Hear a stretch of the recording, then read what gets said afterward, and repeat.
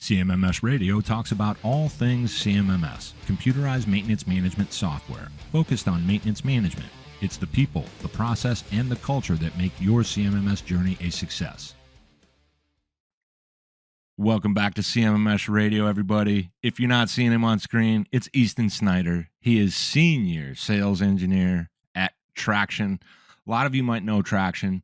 If you don't, we're going to talk about them. But what I really want to get into with you today, Easton, is kind of your background, what led you into the industry. I think that's important for people to kind of get a little flavor around it. And look, today you're getting the full Metallica treatment, man. I love it. Maybe today is Metallica Monday. So let's run with that. But Easton Snyder, welcome to CMMS Radio.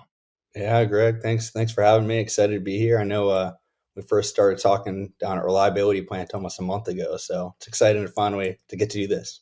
Oh yeah, man. I was over there recording, and I remember where your booth was, and there was something blocking where I was sitting, and you were waiting for our recording slot, and I'm like, where's Easton? So we're doing it now. It's like a little over a month later. Reliable Plant, by the way, everyone, was not only a great event like it always is, but some really cool stuff happened there when I did a CMMS radio panel discussion. A lot of people know about it. For those that don't, that footage is going to be coming relatively soon. I'm waiting for that to come back so we can edit it down and drop it. But let's get into your career. So I did a little bit of research. I prefer kind of a low prep, no prep style, so we can just grip it and rip it like we ran into each other at a conference. But you've been at a few different organizations when it comes to this overall space that we play in when it comes to maintenance management. You've been with software companies. You have spent some time, I believe, in a mill position. And I want to just get a little coloring of your background. How'd you get into this in the first place? Where you're at right now? You go back as far as you want, and then bring us up to current. Yeah. So I did. I was aiming to do mechanical engineering way back when. Lots of different industrial experience, working at different mill factories, lean manufacturing, custom manufacturing. Ultimately decided I like more the people and the process aspect of things. So went into a company where I had the opportunity to train a lot of people on advanced ERP, CMMS type systems. From there, just kind of took off, continued down the CMMS route, continued helping operations and siloing, or the siloed information between operations and maintenance. Now, again, a lot more into the reliability aspect as well. So been a bit of a journey, spending a lot more time, helping people create better processes, helping people adopt systems so that at the end of the day, their assets stay running as long as possible.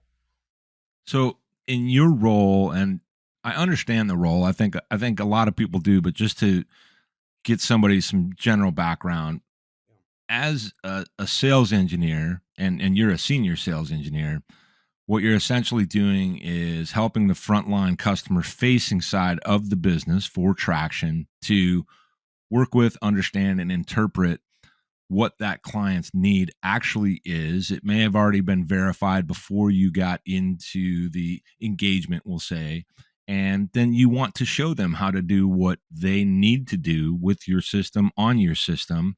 And you're also looking for opportunities. You already mentioned it when it comes to process or processes. You're looking for these opportunities where you might see a slight change they need in their process, or more common. This is what I want to ask you about.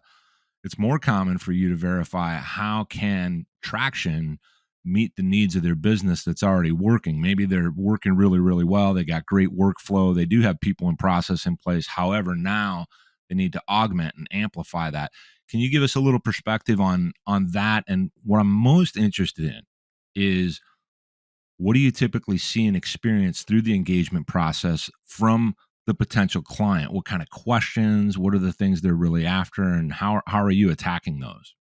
Yeah, great question. It's, to kind of summarize my role, it's a glorified process consultant, right? You nailed it on the head. Understanding everything that companies, prospects want to do, and then determining what makes sense, what they could change, how things be updated to best impact their business. Typically, I'll kind of go about it in several directions, but I like to define two things on the front end of any conversation with the customer. One, what is your current process? What are you doing right now? How's it running? Who's doing what? When do they do it? And then I like to ask just basic question. If money didn't matter, time didn't matter, people didn't matter, what's your utopia vision, right? Where do you want to go? How do you want it? What do you want that system to look like?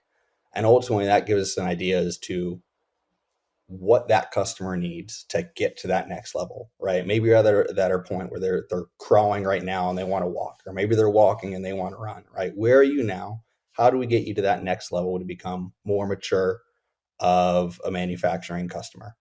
A lot of the times, to answer the latter half of that, what we're seeing now is just more and more integrations between various systems, right? So it started a lot of you, we heard it at reliability plant all the time, right?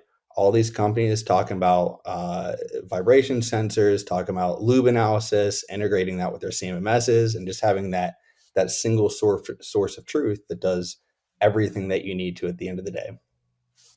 Yeah, yeah, for sure. At Reliable Plant, they're talking about all those different things that contribute to both maintenance and reliability. It is really about reliability, but those two things are inextricably linked, not only as an overall best practices framework, right? You've got SMRP coming up. That's all about maintenance and reliability, the professionals in that entire kind of sphere that have those various credentials that make sense. Do you find a lot of the folks that you're engaged with, by that time you've got a full-blown engagement, you're doing a demo or multiple demos, you're helping different departments within that potential client understand how the solution looks for them where they sit within the org? Are there points of resistance that you tend to encounter or kind of have to be prepared for on these various demonstrations? And if so, are you able to share an example or two? Always. I mean, there's always some sort of resistance, right? A lot of the times the CMMSs that are in place or what someone's doing, it's someone's baby, right? And they've grown it up or they've brought it in or they've used it forever. And that's obviously a point of contention. But they're talking to you for a reason, whatever that might be. My goal is ultimately to make sure we understand what those problems are, what those points of contention are, and then articulating back what is out there today, right? There's so many advancements just outside the CMMS space in general, but there's so many advancements that are making all of our lives easier now. Chatbot GPT, for example, right? All we're doing is we're taking these processes that have been in place for years, we're finding where we can make it 1% better in each individual aspect. And the end result is giving people something that's making them more efficient, making them faster, reducing the silos between these different teams that have been there for ages. And at the end of the day, like I said, trying to keep those assets up and running. I mean, if your assets aren't running, then you're not making any money, right? It's true. It's true. I would make one exception for that some downtime, let's say for example, planned and then scheduled, Yeah. that is designed as a contributor to revenue in that it creates an opportunity to create more availability if you're looking at things purely from a maintenance and reliability perspective. So as you're describing that, and I'm thinking about it, and I'm going back to, some of my time on that customer facing side of things, whether it be in the sale, in the actual demonstration, or maybe even the post sale support. Do you get pulled in on those as well? Let's say you've gone through your process, you've now got a brand new client and they're starting to deploy the platform. Maybe they've done some of that deployment, they're successful, but they run into some kind of hurdles. Do you get pulled back in where you're leveraged as a subject matter expert to help them figure out what this choice on their deployment is going to mean for the long game versus how it's going to impact their short game? Do you get pulled in on stuff like that? And if so, can you give an example? Yeah, I certainly do. Traction prides herself on only hiring maintenance individuals. Right. So everyone that's come here has been here for at least 5+ years in the industry to some degree. I know you've spoken to Geraldo before as well. I believe on one of these podcasts. So he handles a lot of the post sales implementations on our Oh side. yeah, he's a Uh, monster, by the way, everybody. he's absolute monster. He's a great guy to work with. Um, a lot of the times, whenever there's anything that happens on that side of things, it's either with Geraldo or myself coming in to say, hey, this is what we talked about. This is the process that customer defined. Ultimately, if everything's done correctly, right, all of that is listed out for our implementation team, so they know what it is. Jump on one or two calls on the front end so that there isn't any um, hiccups. I think is probably the word we're using here, Yeah. and then hopefully we can avoid that altogether. Typically, to your point, if there's anything that comes up on the post sale side of things, it's just reconfirming, hey, what were the integration points? What did that look like? How are we going to reduce the silos between how the customer is inputting their metrics for this machine and how we have that drive future PMs for the same machine? But it's often not difficult stuff at the end of the day. Yeah, I think the difficult part, and I don't know if I'm right about this, but Please. I think the difficult part is when someone goes through an engagement, they've identified the solution and they sign up with traction or whatever it might be. There's a tendency sometimes, I just can't figure out what causes it, for that to kind of slow down, dissipate that momentum that they had, and then they almost don't know what they're doing even though the resource is available. And I put the onus of that, like the responsibility of that, on the client, but we still have to help them. And some of the ways that we do that is through follow up. Some of the ways we do that is through strong account management principles or best practices where you're reaching out to do periodic assessments. But do you find that there's also a tendency for whoever helped or whoever was involved during the engagement, and you're doing these great demos, you're proving out concept, maybe you're involved in a pilot, and then they're a full-blown client, and you get a lot of changes with the people that were involved at that point versus now that we're doing deployment? How common is that in your experience? I don't think that's a traction thing. I think that's a overall marketplace thing.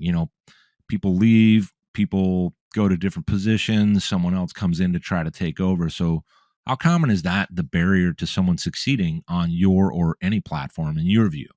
Yeah. So your thought is just after anything is purchased, right? The lead time or the gap between when it's purchased and when it's implemented, and just the different people that are involved in the process. And so this person left, our champion left. How do we keep pressing forward? Yeah, exactly. Yeah, that's a great point. Right? It's about velocity. At the end of the day, we try to push velocity on the front end and on the tail end. A lot of velocity, especially on the implementation side, comes with, do we have all the proper documentation before we've actually moved through with closing this? Do we know what assets you need in your system? What are your PMs? What are the work orders? What are the metrics that you need? Do we know what reports you're going to need? The more of that we have on the front end, the more velocity that we can push during the implementation. The thing that often slows down any implementation, CMMS aside, is just having documentation of or having the points that need to be loaded into the system.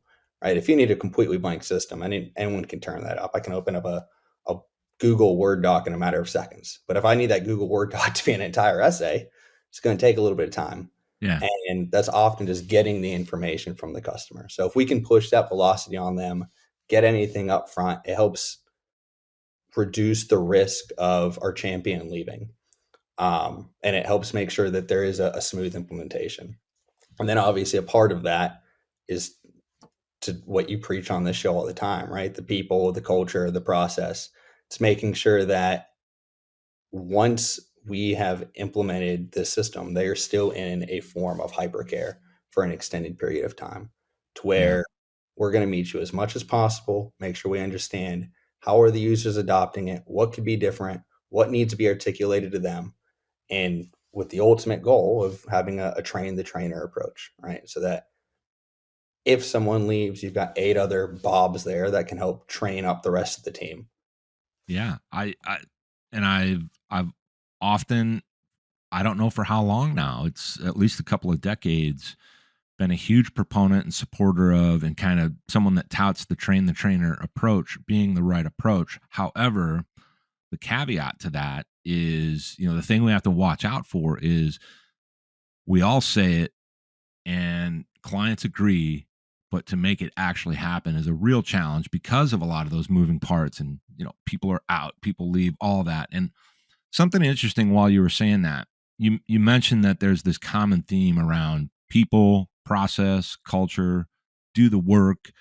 You hear that from the different experts that I have on. I have a stable, a core group of what I call real deal heavy hitters, bona fide experts, people that have been in the trenches that really, really know this stuff. And I'm so thankful for that. But when you brought up that messaging that seems to be a common theme for CMMS radio, that makes me happy. But it also reminded me, I had a recent conversation where someone said, a lot of people, they seem to be talking about the same things when they're on CMMS radio. And it's like, yes, because that's the message that isn't getting through or isn't actually converting, which means it's important. It doesn't mean we stop, right? And there's a lot of noise out here that you have to get through into what really matters. Like for me, I don't really care about the software as much as I care about the people in the process, because I've seen so many times that that's what makes the difference. It's not this shiny thing. It's not, oh, we've got some AI, and we're not going to go down the AI wormhole today, because that's just whatever. Everybody knows what it is, thinks they know what it is. Doesn't matter.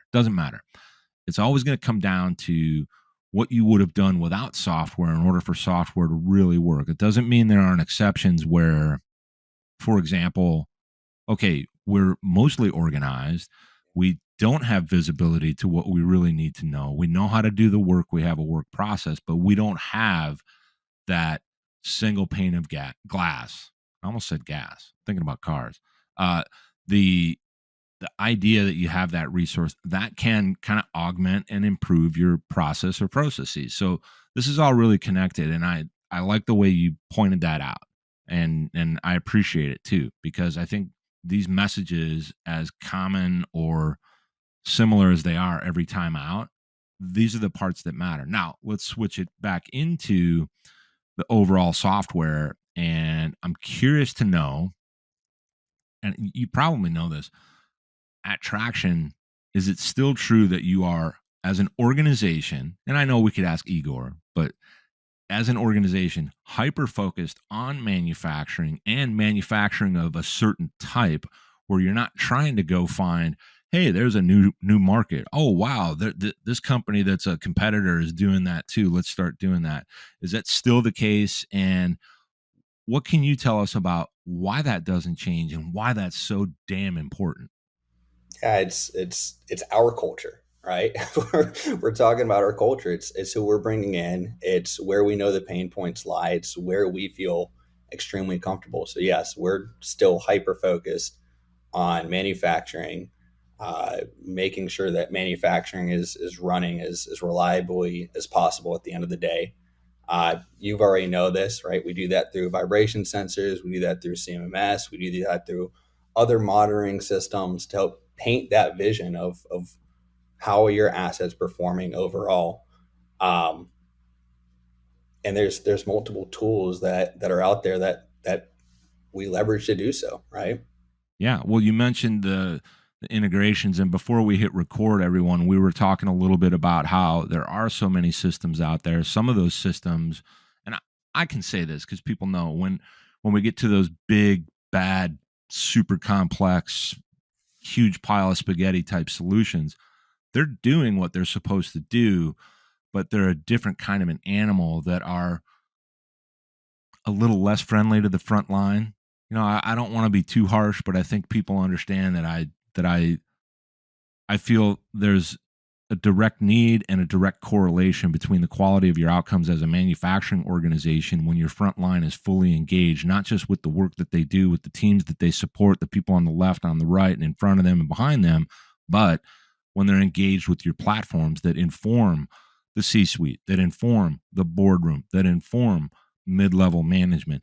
Even if you bring in, me and some of my friends, we make a lot of fun of the VPs of engineering, because or VPs of reliability, because there's not really so much of a thing like that, and they usually are kind of not fully aware of what it's like to be on the shop floor, but Yeah. they can benefit too if you've got that frontline engagement in the system, because they tend to stay behind a desk, and I'm not a huge fan of that, but I do kind of understand it. I'm just really thankful when any of these companies out here, even those big monstrous ones, if you know exactly what you're doing, if you know exactly what you're focused on and why you exist and who you serve, all the outcomes become more likely to succeed, right? The outcomes you're shooting for. How about this? Are you familiar with the concept? And this is within your organization, so I hope I'm not jamming you up with this question. The concept of onion people versus garlic people. Onion people versus garlic people. I've heard of it, but brief me up. All right. So this comes directly from Igor Marianelli, right? He's your CEO, founder, co-founder, where onion people are the kind of individuals that you need to get to know and kind of peel back the layers, right? So you don't know until you get through it. Garlic people, straight out of the gate what you get, what's going to happen, what you're working with, how they kind of move through the world. So those are the differences. And you already kind of talked about it, where you've got people that have a certain amount of experience in manufacturing environments, or very, very, very related to that, maybe secondarily with lots of visibility to it and exposure to it. I think there's a couple of exceptions there, but that's the real difference. With garlic people, you get real deal out of the gate, have been there, done it. You don't have to peel back a bunch of layers and figure out if you've got the right kind of individual in your organization that's supposed to go out here and make other organizations successful from a manufacturing and organizational perspective, because it's two different things, right? It's a manufacturing business that has a lot of moving parts, so you got to put that whole thing together. Now you know what onion people versus garlic people are. And anybody that wants to understand that far better than I could ever explain it, there's an episode with Igor.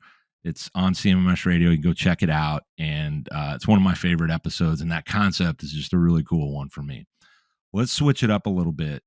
And now let's talk about when you are working with a client, because I'm assuming when you have clients that are already like long-standing clients, they're successful, but now they're going to expand functionality within the tech stack that you offer, and we talk about these integrations.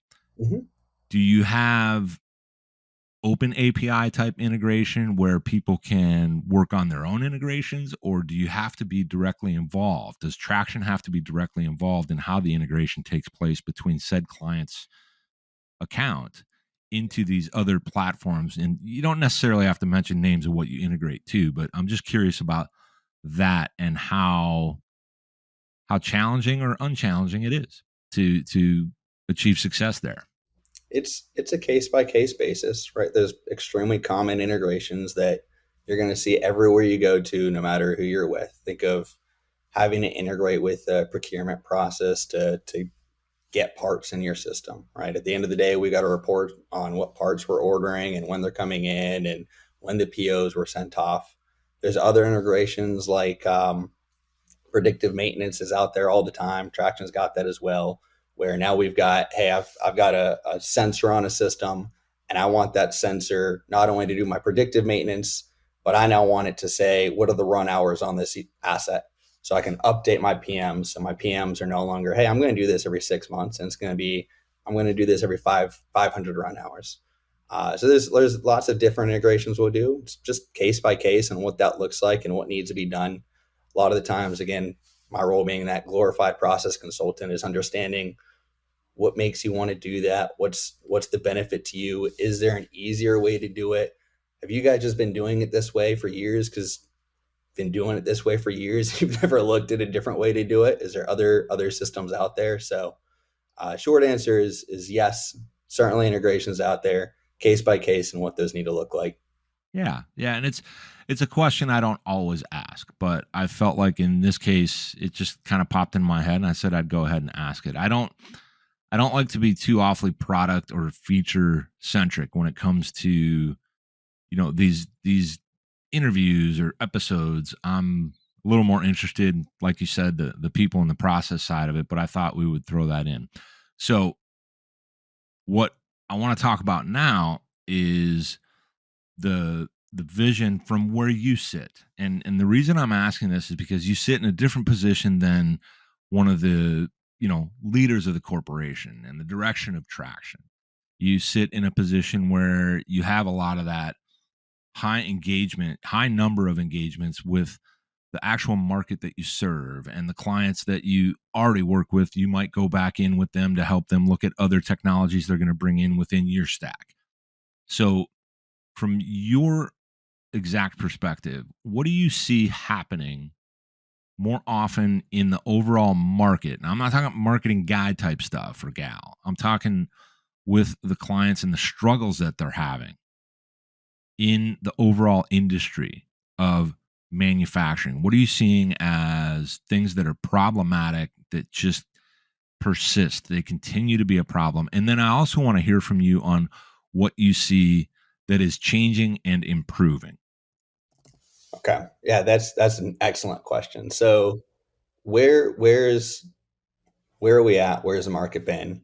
And kind of what's changing and improving over the course of the years, right? If we think now of just traditionally how long CMMS has been around, it's not a new thing. It's not a new concept, right? We've been doing maintenance for years and years and years, and it started on Excel sheets for forever, and then we started to move into these other systems. And you started to hear what in 2010, 2015, all these mobile first capabilities that are out there and empowering the digital worker.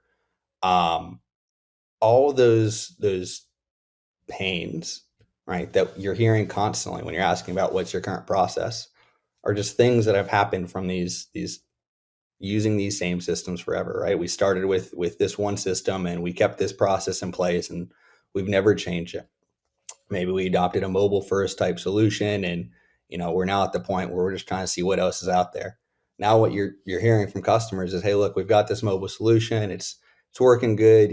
Sometimes we're not getting all the data, and the data is always huge, right? All the information, the data that technicians are putting in, the data that we're receiving is always just an evergreen problem. How do we make sure that we're getting in the right data the first time?